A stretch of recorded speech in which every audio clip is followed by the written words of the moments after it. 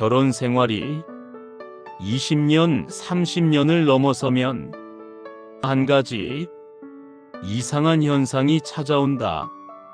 싸우지도 않는데 대화가 사라진다. 말다툼이 줄어들었으니 평화로워진 것일까?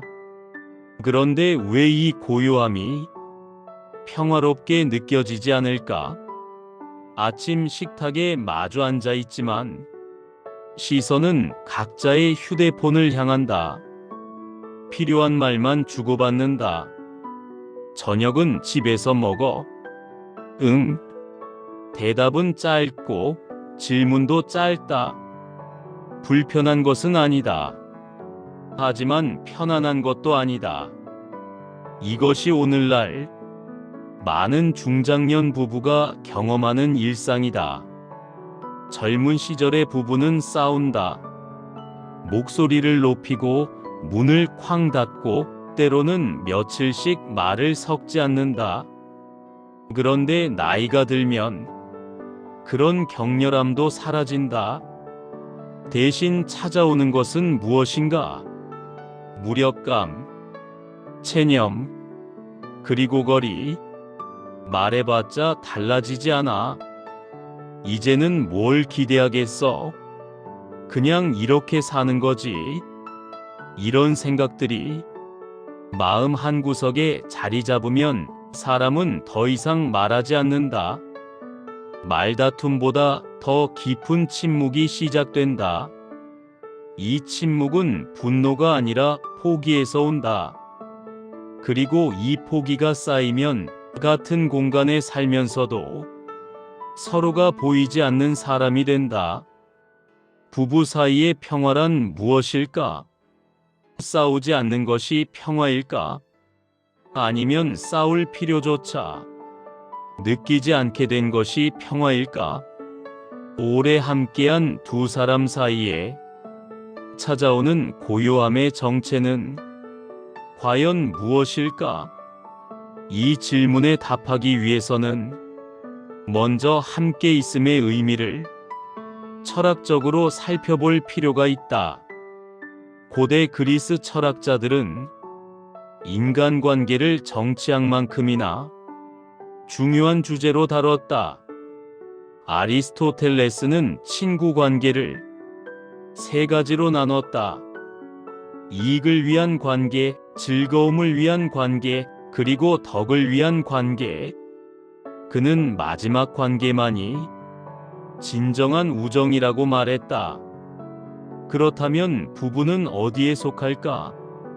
이익도 있고 즐거움도 있고 때로는 덕도 있다.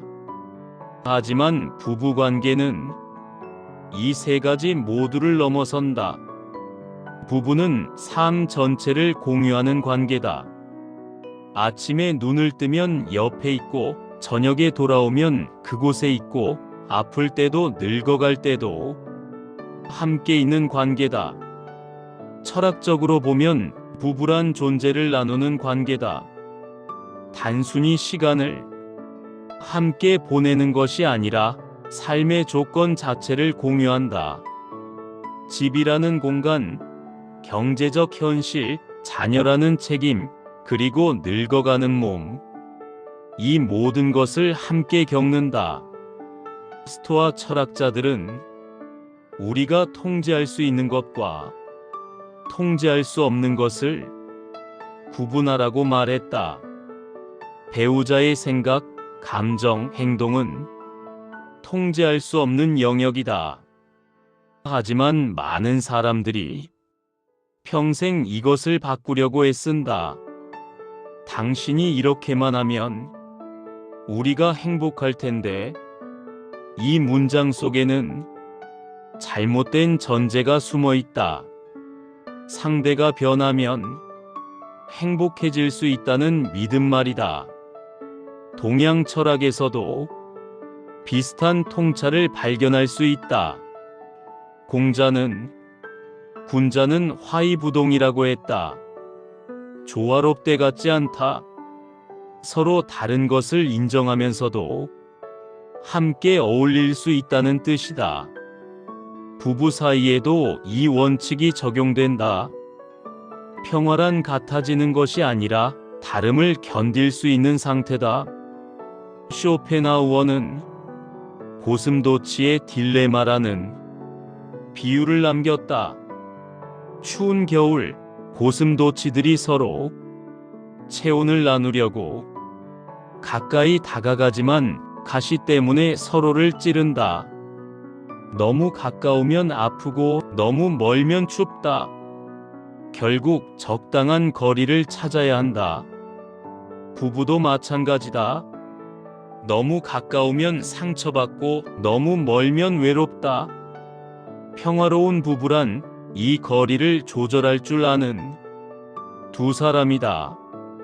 그렇다면 부부 사이의 평화를 깨뜨리는 것은 무엇일까? 가장 큰 원인은 기대다. 결혼하면 이렇게 되겠지. 나이 들면 이렇게 변하겠지.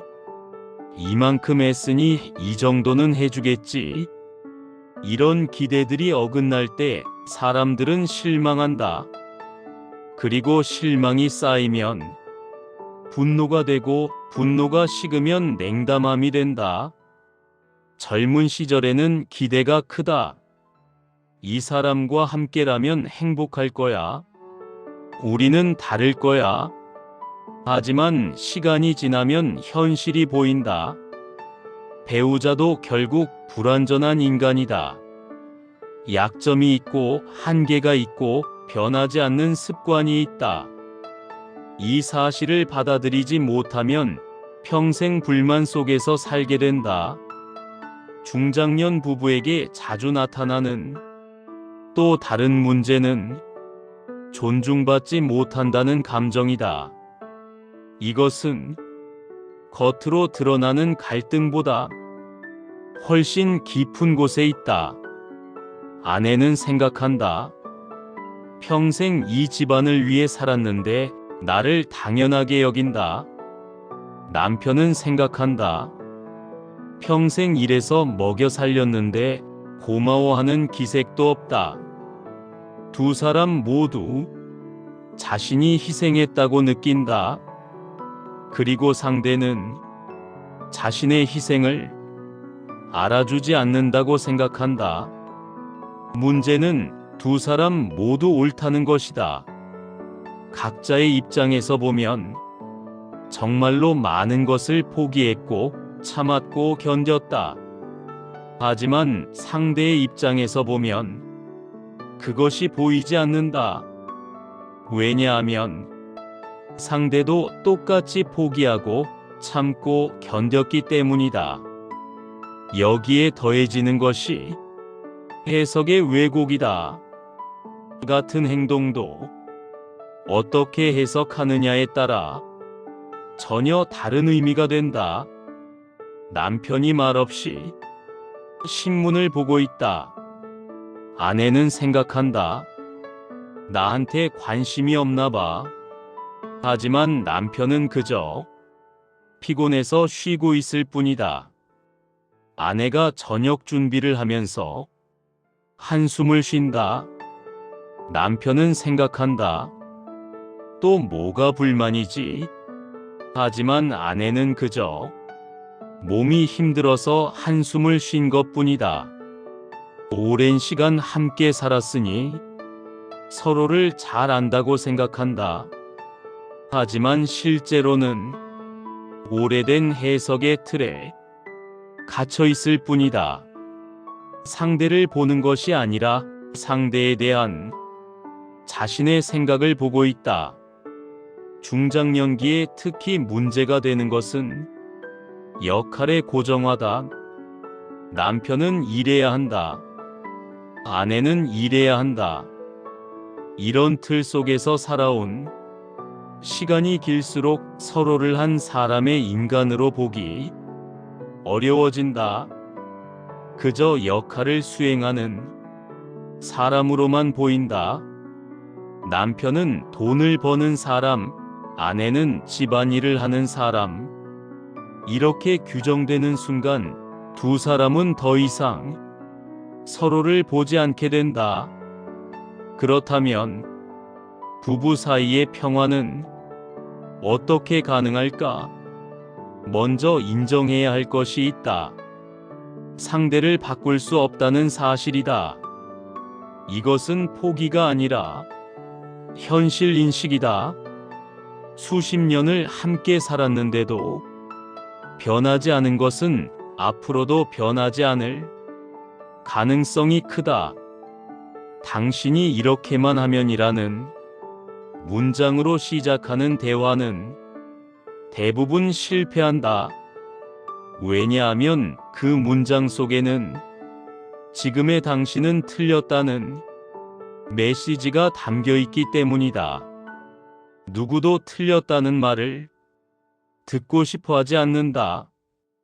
특히 평생 함께 살아온 배우자에게서는 더욱 그렇다.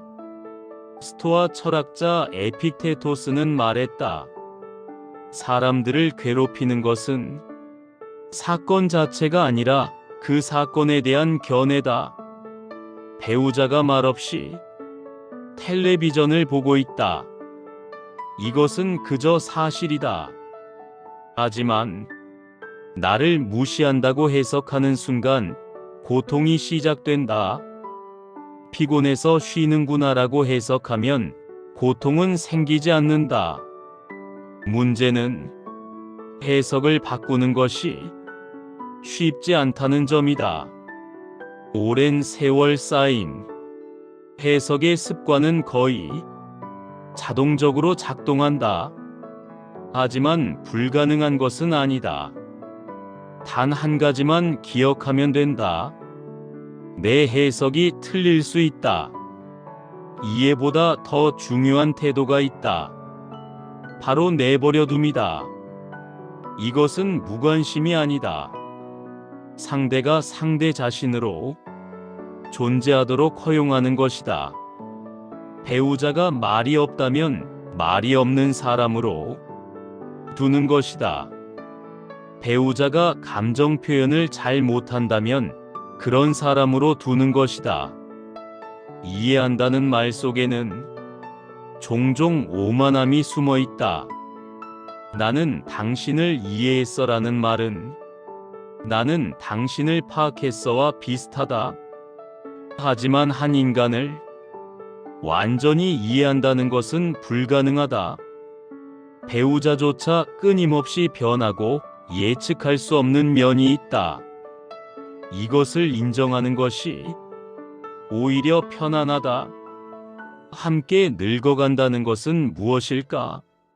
많은 사람들이 이것을 낭만적으로 상상한다. 손을 잡고 산책하고 조용한 대화를 나누고 서로를 돌보는 모습. 물론 그런 순간들도 있다. 하지만 더 많은 순간은 평범하고 때로는 지루하고 가끔은 답답하다. 함께 늙어간다는 것은 상대의 변화를 지켜보는 일이다. 몸이 아파지고 기억력이 흐려지고 예전만큼 활발하지 못한 모습을 보게 된다. 그리고 그것은 곧 자신의 모습이기도 하다. 배우자의 노화를 보면서 사람들은 자신의 노화를 마주한다. 이것은 불편한 진실이다. 하지만 피할 수 없는 진실이기도 하다. 침묵과 거리감을 반드시 부정적으로만 볼 필요는 없다. 어떤 침묵은 편안하다. 말하지 않아도 되는 관계, 설명하지 않아도 되는 관계, 억지로 대화하지 않아도 되는 관계. 이런 관계가 가능한 것은 오래 함께했기 때문이다. 젊은 부부는 끊임없이 소통해야 한다고 생각한다. 우리 대화 좀 해요라는 말이 자주 등장한다. 하지만 나이 든 부부에게는 다른 종류의 소통이 가능하다. 말이 아닌 소통, 눈빛, 몸짓, 습관 속에서 이루어지는 소통이다. 아침에 커피를 타주는 것, 약을 챙겨주는 것, 좋아하는 반찬을 만들어주는 것, 이런 작은 행동들이 말보다 더 많은 것을 전한다. 당신이 여기 있어서 다행이야. 이 메시지는 말로 하지 않아도 전해진다. 그렇다면 지금 당장 할 수 있는 생각의 전환은 무엇일까? 세 가지만 생각해보자. 첫 번째 전환은 기대의 방향을 바꾸는 것이다. 상대에게 기대하지 말고 관계에 기대하라. 당신이 이렇게 해줬으면 좋겠어가 아니라 우리가 이런 관계였으면 좋겠어로 생각을 바꾸는 것이다. 차이가 뭘까? 전자는 상대의 변화를 요구한다. 하지만 후자는 관계의 변화를 상상한다. 관계는 두 사람이 만드는 것이다. 한 사람만 노력해도 관계는 조금 달라질 수 있다. 배우자에게 당신이 변해라고 말하는 대신 우리가 이런 시간을 더 가지면 어떨까라고 제안할 수 있다. 구체적으로 어떻게?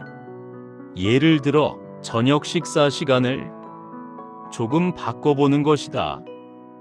텔레비전을 끄고 먹어보는 것, 아니면 일주일에 한 번 산책을 함께 나가보는 것.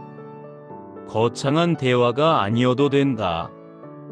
그저 같은 공간에서 같은 시간을 보내는 것만으로도 관계는 달라진다. 두 번째 전환은 감사의 방향을 바꾸는 것이다. 해준 것에 감사하지 말고 함께 있어준 것에 감사하라.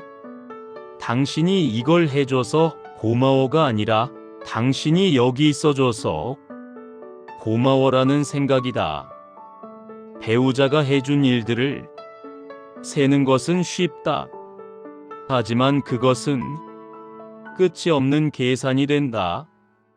나는 이만큼 했는데 당신은 이것밖에 안 했어. 이런 계산은 평화를 가져오지 않는다. 대신 이렇게 생각할 수 있다. 이 사람이 없었다면 지난 몇십 년이 어땠을까? 완벽한 배우자는 없다. 하지만 이 불완전한 사람과 함께했기 때문에 지금의 삶이 가능했다. 좋은 순간도 힘든 순간도 함께 겪었다.